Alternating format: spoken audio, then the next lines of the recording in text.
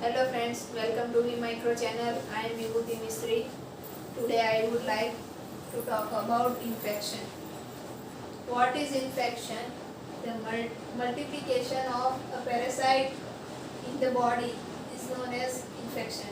Means કે body ની અંદર parasite વિશે મેં આગળ ચર્ચા કરી કે parasite એટલે કેવું ઓર્ગેનિઝમ જે હોસ્ટને બેનિફિટ નથી કરતું, હોસ્ટ પર લીવ કરે. મીન્સ કે હોસ્ટની અંદર એન્ટર થઈને હોસ્ટને ડિસ્ટ્રોય કરી નાખે, એમાં ડિઝીઝ કોઝ કરે. તો એવા પેરાસાઇટનું મલ્ટિપ્લિકેશન થાય ત્યારે ઇન્ફેક્શન ક્રિએટ થાય. Then transmission of infection. How to transmit the infection from the host? તો એના આધારે ટાઈપ પડે છે. Rhizovial, mode of transmission, susceptible host. There are three links in the chain of transmission of communicable disease. ત્રણ link છે, ત્રણ link દ્વારા transmit થાય છે infection. These links include the rhizovial mode of transmission, the susceptible host. મેં કહ્યું તેમ આ ત્રણ માધ્યમ દ્વારા ટ્રાન્સમિશન થાય છે. ઇન્ફેક્શન એટલે પેરાસાઇટ મલ્ટીપ્લાય થાય, એકમાંથી બે, બેમાંથી ચાર, રીતે હોસ્ટ સેલની અંદર એન્ટર થઈને મલ્ટીપ્લાય થાય અને ડિઝીઝ કોઝ કરે. હવે આ ફર્સ્ટ આવે reservoir. If the reservoir to any human being, animal, plant, soil or inanimate matter in which parasite normally live, multiplies and depends primarily for its survival. Rhizovium means કે human, animal, soil કોઈ પણ હોય તેની અંદર parasite multiply થાય, primary stage પર multiply થાય અને તેમાં સર્વાઈવ કરે. That is called reservoir. Reservoir એટલે કે રિસીવ થાય. આ ઓર્ગેનિઝમ જે હોસ્ટ સેલની અંદર એન્ટર થાય પછી મલ્ટિપ્લિકેશનની પ્રોસેસ થાય, હવે તેને કહેવાય રિસોવિયર. હવે એના ટાઈપ પડે છે સોર્સ ઓફ ઇન્ફેક્શન. બે ટાઈપના છે, એન્ડોજીનસ, એક્ઝોજીનસ.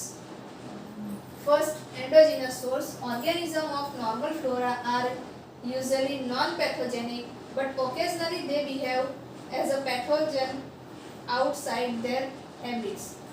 એટલે કે ઓર્ગેનિઝમના નોર્મલ ફ્લોરા હોય તો એ non pathogenic, but occasionally at that time when we have a provide opportunity, favorable condition, at that time they will cause infection and act as a pathogen. Myriad streptococci, which are the normal flora of the mouth, may cause infection endocarditis. સ્ટ્રેપ્ટોકોકાઈ એવી ઓર્ગેનિઝમની species છે, તે માઉથની અંદર oral infection create કરે. Means inside of the body. That is called endogenous. means કે બોડીની અંદર infection create થાય. That is called endogenous. હવે exogenous. Exogenous means most of the infection are exogenous in origin, exogenous source including animals, insect, soil, water, food. એટલે કે જે material આપણે બહારથી uptake કરીએ, જેમ કે ફૂડ છે, વોટર છે, એનિમલ, ઇન્સેક્ટ કે એનિમલ આપણને બાઇટ કરે તો તેના દ્વારા જે ઓર્ગેનિઝમ એન્ટર થાય, જે પેથોજન બોડીની અંદર એન્ટર થાય તે કહેવાય એક્ઝોજીનસ. એ બર્થ ઇન્ફેક્શન ક્રિએટ કરે. Means organism cause infection outside of the body of host. હોસ્ટની બહારની સાઈડથી ઇન્ફેક્શન ક્રિએટ કરે તો તેને કહેવાય exogenous source. Then mode of transmission. Pathogenic organism can spread from one host to another by variety of mechanisms as follow: contact, inhalation, ingestion, inoculation, vectors, transplanter, laboratory infection. Means organism spread to થાય, but how can they spread? at one host to another host. એટલે પહેલા organism enter into host.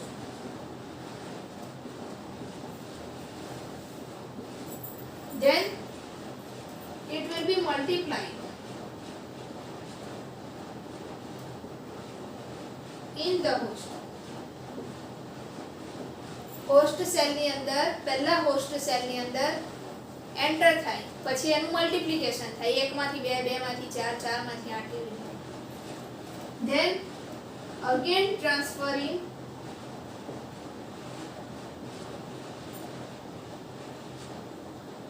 another host. Means કે હવે એ હોસ્ટમાંથી પેથોજન બહાર નીકળ્યા multiply થઈને ને બીજા હોસ્ટમાં એન્ટર કરે. That is cold mode of transmission. હવે એની અલગ અલગ મેથડ છે. કોન્ટેક્ટ, ફિઝિકલ કોન્ટેક્ટ, લાઈક બહારથી એન્ટર થાય મીન્સ કોન્ટેક્ટ થવાથી, જેમ કે એર દ્વારા, કોઈ શેક હેન્ડ કરે તેના દ્વારા, નોઝોકોમિયલ ઇન્ફેક્શન કહેવાય. એ બધા ઇન્ફેક્શન કોન્ટેક્ટ દ્વારા થાય છે. તેવી જ રીતે આ ઇન્હેલેશન છે, ઇન્જેક્શન છે, મીન્સ કે કોઈ બોડીમાં ઇન્જેક્ટ થયું હોય, ઇન્સેક્ટ બાઇટ કરે, એનિમલ બાઇટ્સ કરે, તેવી રીતે તેથી ટ્રાન્સમિટ થાય. તેવી જ રીતે inoculation, bacterial, transplacental, laboratory infection. Laboratory infection બી ઘણા બધા હોઈ શકે, કારણ કે નોઝોકોમિયલ ઇન્ફેક્શન એ કોઈ પણ વસ્તુથી થાય. એવું નથી કે particular these things, only these things cause disease. નથી, ઘણા બધા, લાઈક હોસ્પિટલમાં કોઈ પણ વસ્તુ મૂકી હોય, જેમ કે ઇન્સ્ટ્રુમેન્ટ છે, સમ ઇક્વિપમેન્ટ છે, મેડિકલ રિલેટેડ વસ્તુ છે, કંઈ બી વસ્તુથી નોઝોકોમિયલ ઇન્ફેક્શન ફેલાય.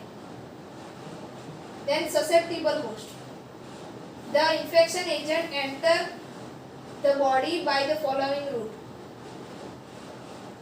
ઇન્ફેક્શન બોડીમાં એન્ટર થાય તો તેના માટે special route.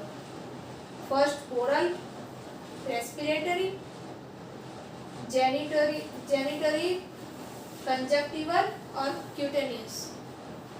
This known as portal of entry. Means કે કોઈ ઓરલ રૂટથી શરૂઆત થાય તો ઓરલ માઉથ દ્વારા એક બેક્ટેરિયા અંદર એન્ટર થાય, ત્યાર પછી માઉથ ઇન્ફેક્શન કરે. Then it will be cause disease by one system. Respiratory system, digestive system, genitourinary system, one step by step. Means જરૂરી નથી કે કોઈ એક જ જગ્યાએ ઇન્ફેક્શન કરે. ઓરલ ઇન્ફેક્શન થયું એટલે એની સાથે એવું નથી કે ડાયજેસ્ટિવ ઇન્ફેક્શન બી થઈ જાય, એવું નથી. પોસિબિલિટી છે, મે બી કરી શકે, પણ infectious agent enter the body, જ્યારે ઇન્ફેક્શિયસ એજન્ટ બોડીની અંદર એન્ટર થાય એટ ધેટ ટાઈમ તે કોઝ ડિઝીઝ. આપણે એક્ઝામ્પલ લઈએ, વાયરસ છે.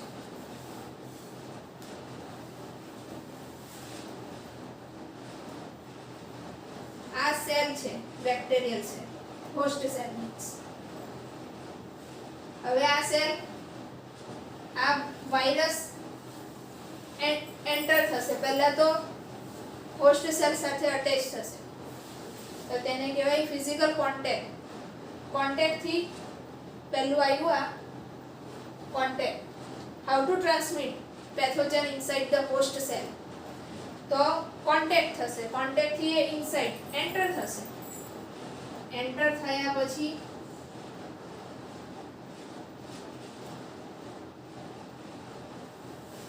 મલ્ટીપ્લાય થશે, 1 માંથી 2, 2 માંથી 4 એવી રીતે મલ્ટીપ્લાય થશે.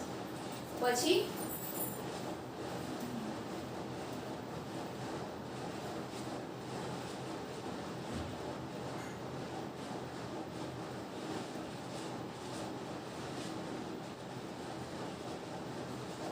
આ રીતે મલ્ટીપ્લાય થયા પછી બહાર નીકળશે ને બીજા હોસ્ટ સેલમાં એન્ટ્રી કરશે.